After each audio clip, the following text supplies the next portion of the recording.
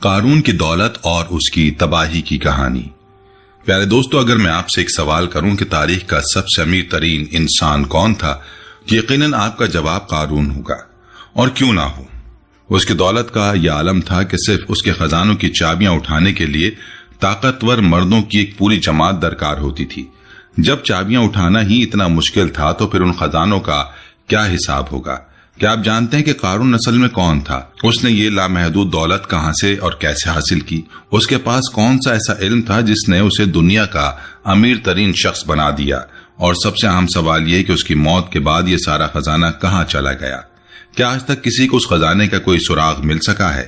یہ تمام حیرت انگیز معلومات آج کی اس ویڈیو میں ہم آپ کو بتائیں گے، لہٰذا براہ کرم ہماری یہ ویڈیو آخر تک ضرور دیکھیے۔ سب سے پہلے یہ جان لیتے ہیں کہ قارون کون تھا۔ قارون بنی اسرائیل سے تعلق رکھتا تھا اور خاص طور پر حضرت موسیٰ علیہ السلام کی قوم میں سے تھا۔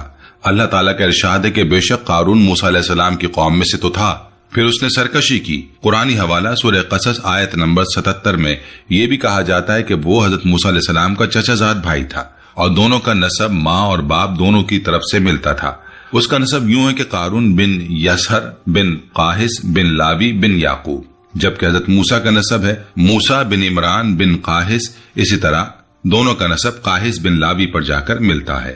کچھ علماء کے مطابق قارون اپنی زندگی کے ابتدائی حصے میں حضرت موسیٰ علیہ السلام کا پیروکار تھا اور بہت زیادہ عبادت گزار تھا، یہاں تک کہ بعض روایات کے مطابق اس نے بنی اسرائیل میں سے کسی اور کے مقابلے میں عبادت کا ایسا مقام حاصل کر لیا تھا جو کسی اور کو نصیب نہیں ہوا۔ یہ بھی کہا گیا کہ وہ 40 سال تک ایک پہاڑ پر اللہ کی عبادت کے لیے گوشہ نشین رہا۔ اسے اس کے علم اور تورات کی خوبصورت تلاوت کی وجہ سے المنور یعنی نور والا کہا جاتا تھا، اگرچہ بعض علماء نے ان روایات کو مسترد کیا ہے اور ان کی تصدیق کے لیے کوئی صحیح دلیل نہیں ملتی۔ پیارے دوستو، ایک دلچسپ روایت یہ بھی ہے کہ ابلیس نے قارون کو بہکانے کی کوشش کی لیکن وہ کامیاب نہ ہو سکا۔ پھر ابلیس خود ایک شخص کی صورت میں اس کے پاس آیا اور اس کے ساتھ عبادت کرنے لگا۔ ابلیس نے عبادت میں اس سے بھی بڑھ کر مقام حاصل کر لیا، جس سے قارون کو ابلیس کے سامنے بہت زیادہ کمتری محسوس ہونے لگی۔ تب ابلیس نے آہستہ آہستہ قارون کو اپنی طرف مائل کرنا شروع کر دیا۔ اس نے قارون سے کہا کہ ہم لوگوں کے ساتھ نہ تو جماعت کی نماز پڑھتے ہیں اور نہ ہی کسی جنازے میں شامل ہوتے ہیں، میری رائے ہے کہ ہمیں بھی ان کے ساتھ شریک ہونا چاہیے کیونکہ یہ بھی ایک عبادت ہے۔ قارون نے اس کی بات مان لی۔ جب قارون نے ایسا کیا اور بنی اسرائیل کو اس کی عبادت کا علم ہوا تو وہ اس کی عبادت کے ایام میں اس کے لیے کھانا لانے لگے۔ اس پر ابلیس نے قارون سے کہا کہ ہم لوگوں پر بوجھ بن گئے ہیں، میری رائے ہے کہ ہم ایک دن کمائی کریں اور باقی ہفتہ عبادت کریں۔ پھر ابلیس نے قارون کو مزید بہکایا اور کہا کہ ہم نہ تو کسی پر صدقہ کرتے ہیں اور نہ ہی کسی کی مدد کرتے ہیں، میری رائے ہے کہ ہم ایک دن کام کریں اور ایک دن عبادت کریں۔ جب قارون اس مقام پر پہنچ گیا تو شیطان نے اس پر قابو پا لیا اور اسے چھوڑ کر چلا گیا۔ اسی مقام پر قارون کے لیے دنیا کھول دی گئی اور وہ اپنی سابقہ عبادت و زہد کو بھول کر دنیا اور مال جمع کرنے میں مشغول ہو گیا، یہاں تک کہ اس نے ایسی دولت اکٹھی کر لی جس کی مثال پوری تاریخ میں نہیں ملتی۔ اب بات کرتے ہیں قارون نے یہ دولت کیسے حاصل کی۔ پیارے دوستو، حقیقت یہ ہے کہ محققین اس طریقے کی تصدیق نہیں کر سکے کہ قارون نے اپنی دولت کیسے جمع کی، تاہم اس بارے میں کئی روایات مشہور ہیں۔ پہلی روایت کے مطابق وہ تجارت کا کام کرتا تھا جس میں وہ بہت ذہین اور ماہر تھا، اس کے ذریعے اس نے یہ بے پناہ دولت اکٹھی کی۔ دوسری روایت یہ کہ قارون کو کیمیا کا علم حاصل تھا، جو ایک چیز کو دوسری چیز میں تبدیل کرنے کا علم ہے۔ کہا جاتا ہے کہ وہ خالص کیمیائی عمل سے مٹی کو سونا بنا لیتا تھا، جس کی وجہ سے اس نے بے شمار مال و دولت جمع کر لیا اور وہ دنیا کا سب سے امیر ترین آدمی بن گیا۔ تیسری روایت ہے کہ اس کو اسم اعظم کا علم تھا، جس کے ذریعے اگر کوئی سوال کرے تو اسے عطا کر دیا جاتا ہے اور اگر کوئی پکارے تو اس کی پکار قبول ہو جاتی ہے۔ اس نے اللہ سے مال کا رزق مانگا تو اللہ نے اسے قبول کر لیا اور وہ دنیا کا امیر ترین شخص بن گیا۔ تاہم ایک رائے جو علماء میں سب سے زیادہ مشہور ہے وہ یہ کہ قارون کانوں اور غاروں سے سونا نکالنے کا کام کرتا تھا۔ وہ اپنے زمانے میں واحد شخص تھا جسے پتھروں سے سونا نکالنے اور پھر اسے سلاخوں میں تبدیل کرنے کا طریقہ معلوم تھا، اس لیے وہ اپنے زمانے میں سونے کی پیداوار اور تبدیلی کا واحد ذریعہ تھا۔ کہا جاتا ہے کہ فرعونوں کے پاس موجود سونے کی سب سے بڑی وجہ قارون تھا۔ اسی طرح قارون بہت ہی کم عرصے میں اپنے زمانے کا امیر ترین شخص بن گیا۔ فرعون اسے اپنے دربار میں اپنی قوم کے دوسرے لوگوں کے مقابلے میں اس کی بے پناہ دولت کی وجہ سے زیادہ اہمیت دیتا تھا۔ یہیں سے قارون نے اپنے مال اور اپنی ذات اور اپنے اختیار پر بہت زیادہ غرور کرنا شروع کر دیا۔ وہ لوگوں پر اپنی دولت کا فخر کرنے لگا اور اللہ کے فضل کو بھول گیا۔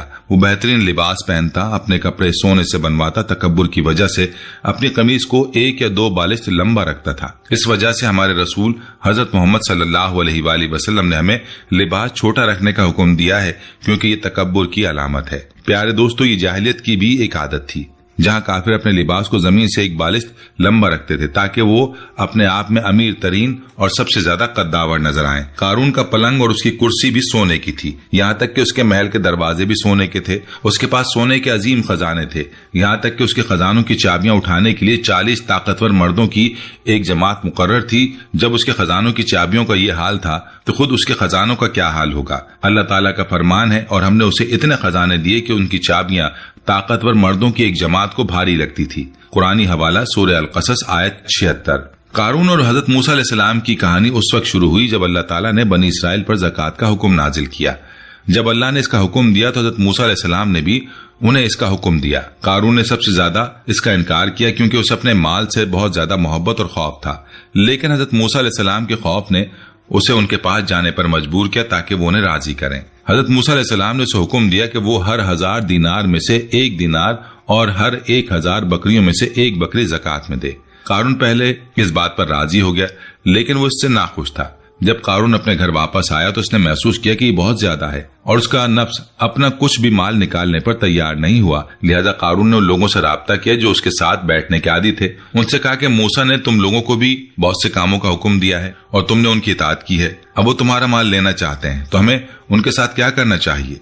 लोगों ने कहा, आप हमारे बड़े हैं और हम आपके हुक्म के ताबे हैं, आप जो चाहें हमें बताएं, हम आपके साथ हैं। कारून ने उनसे कहा कि हम एक बदकार औरत को लाएंगे और उसे माल की पेशकश करेंगे ताकि वो लोगों के सामने मूसा पर खुद से जिना का इल्जाम लगाए, जिससे मूसा का मामला खत्म हो जाए। रिवायत के मुताबिक कारून ने वाकई एक बदकार औरत को बुलाया, उसे 1000 दीनार और सोने का एक तश्त दिया और उसे हुक्म दिया कि वो लोगों के सामने हजरत मूसा अलैहिस्सलाम के पास जाए और उन पर यह इल्जाम लगाए कि उन्होंने इसके साथ जिना किया है। जब अगला दिन आया तो कारून हजरत मूसा अलैहिस्सलाम के पास गया और उनसे कहा कि लोग बाहर आपका इंतजार कर रहे हैं ताकि आप उन्हें नसीहत करें। जब हजरत मूसा अलैहिस्सलाम बाहर आए और लोगों से गुफ्तगू करना शुरू की तो उन्होंने कहा कि जो शख्स शादीशुदा ना हो और जिना करे तो हम उसे 100 कोड़े मारेंगे, और जो शादीशुदा हो और जिना करे तो हम उसे संसार कर देंगे, यहाँ तक कि वो मर जाए। कारून ने उनसे कहा, यहाँ तक कि अगर आप खुद भी हों। हजरत मूसा ने जवाब दिया, हाँ, यहाँ तक कि अगर मैं खुद भी हूँ। कारून ने कहा कि लोग ये दावा करते हैं कि आपने एक औरत के साथ जिना किया है। हजरत मूसा ने कहा, उस औरत को बुलाओ जो ये दावा करती है। फिर हजरत मूसा अलैहिस्सलाम गए और अल्लाह के लिए 2 रकात नमाज अदा की। जब वो औरत लाई गई तो हजरत मूसा ने उससे कहा, उस अल्लाह की कसम जिसने समंदर को 2 हिस्सों में तकसीम किया और तौरात को नाजिल किया, सच बोलो। उस औरत ने सच बोल दिया और जो कुछ हुआ वो सब कुछ बता दिया। उसने अपने किए पर तौबा की और अल्लाह से मुआफी तलब की। इससे कारून का गुस्सा और हजरत मूसा अलैहिस्सलाम से उसकी नफरत और भी बढ़ गई। यहाँ से कारून ने हजरत मूसा अलैहिस्सलाम से अदावत शुरू कर दी और उनकी दावतों की मुखालफत और उन्हें झुटलाना शुरू कर दिया। अल्लाह ताला का फरमान है, और हमने मूसा को अपनी निशानियां और वाज़ेह दलीलें देकर फिरौन, हामान और कारून की तरफ भेजा तो उन्होंने कहा, यह जादूगर है, झूठा है। कारून हजरत मूसा अलैहिस्सलाम को ललकारता और मुकाबला करता रहा और अपने माल पर ज्यादा से ज्यादा तकब्बुर करता रहा।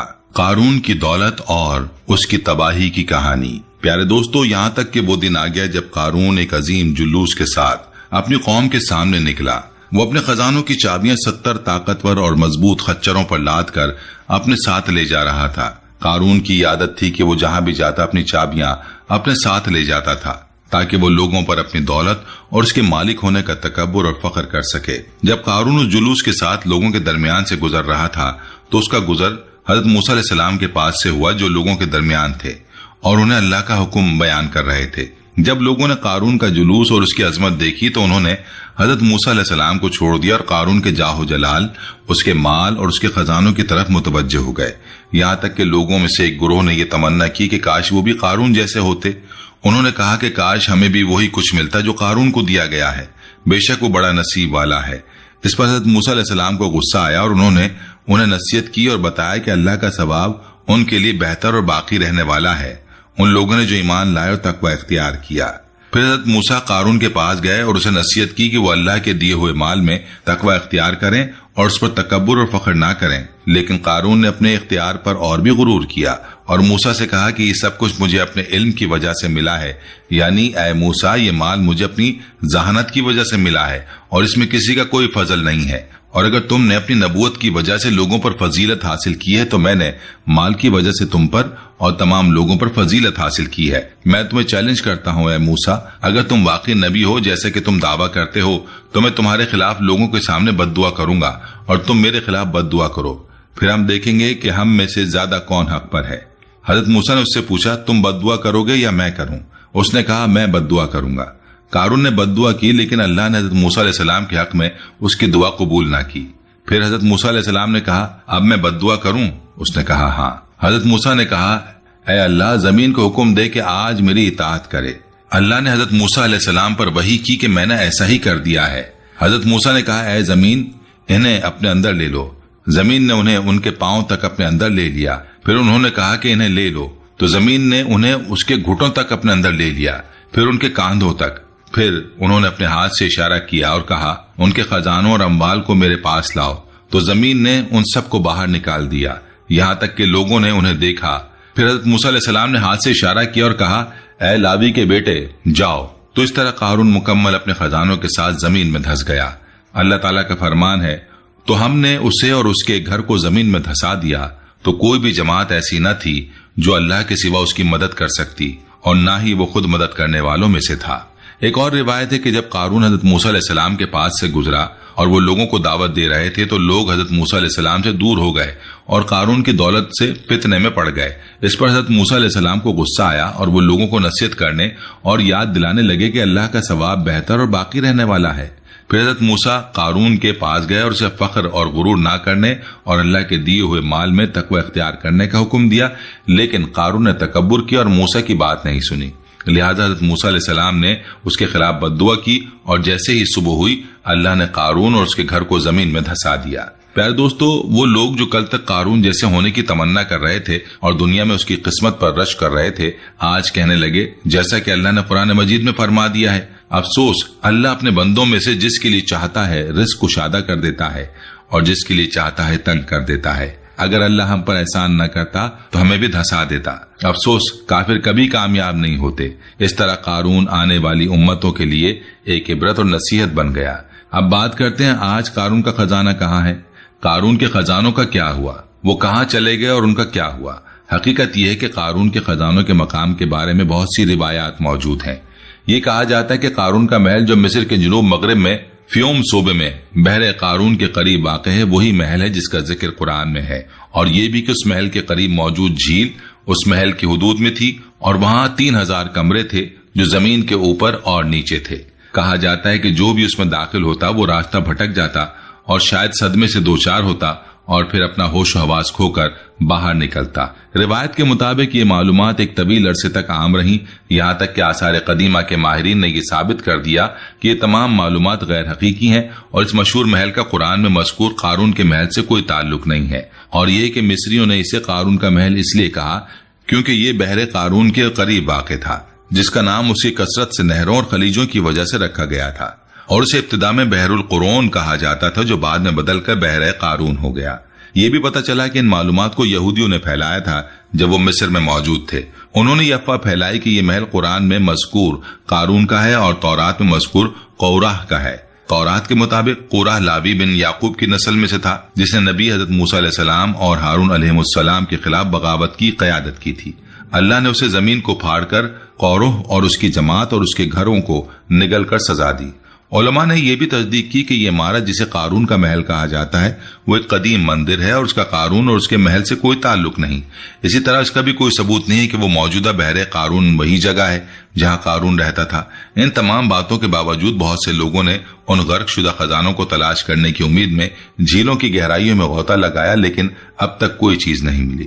جبکہ کچھ لوگوں کا خیال ہے کہ قارون کا محل عراق کے علاقے نینوا میں واقع تھا۔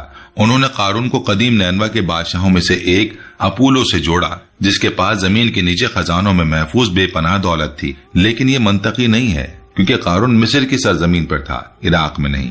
اسی طرح ہم دیکھتے ہیں کہ قارون کے خزانوں کے مقام کے بارے میں بہت سی قیاس آرائیاں اور روایتیں موجود ہیں، اور ہر دور میں ایسے لوگ سامنے آتے ہیں جو یہ دعویٰ کرتے ہیں کہ وہ ان خزانوں کا مقام جانتے ہیں۔ پیارے دوستو، لیکن یہ حقیقت ہے کہ یہ تاریخ کے سب سے بڑے رازوں میں سے ایک راز ہے جو اب تک بے نقاب نہیں ہوا اور شاید کبھی بھی بے نقاب نہ ہو۔ یہاں تک کہ دنیا کے امیر ترین شخص کی کہانی اور اس کے خزانے ہمیشہ ایک راز بن کر ہی رہیں گے۔ اللہ تعالیٰ نے اس کا ذکر قرآن مجید میں ہمارے لیے ایک عبرت، ایک نشانی اور ایک نصیحت کے طور پر کیا ہے۔ قرآن ہمیشہ ماضی کی امتوں کی کہانی اجتماعی یا انفرادی طور پر بیان کرتا ہے تاکہ بعض لوگوں کی جھوٹی باتوں کو رد کیا جا سکے، یا تاکہ ان لوگوں کے لیے ایک عبرت ہو جو نبی محمد صلی اللہ علیہ وآلہ وسلم کی دعوت کا انکار کرتے ہیں اور جھٹلاتے ہیں۔ قارون کی کہانی سے ہمیں بہت اہم سبق ملتے ہیں۔ سب سے پہلا سبق یہ کہ دولت اور طاقت کا اصل مالک اللہ تعالیٰ ہے، انسان کی اپنی کوئی حیثیت نہیں۔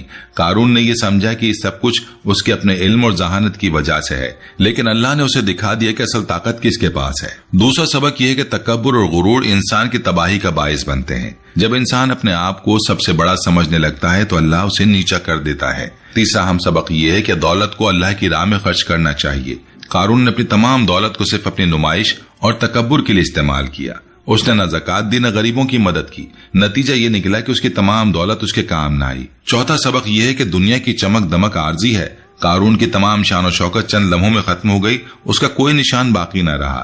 آج کے دور میں ہمارے ارد گرد بہت سے قارون موجود ہیں، وہ لوگ جو اپنی دولت پر فخر کرتے ہیں، جو غریبوں کو حقیر سمجھتے ہیں، جو ظلم کرتے ہیں، جو رشوت لیتے ہیں اور عوام کا حق مارتے ہیں۔ ان سب کو قارون کا انجام یاد رکھنا چاہیے۔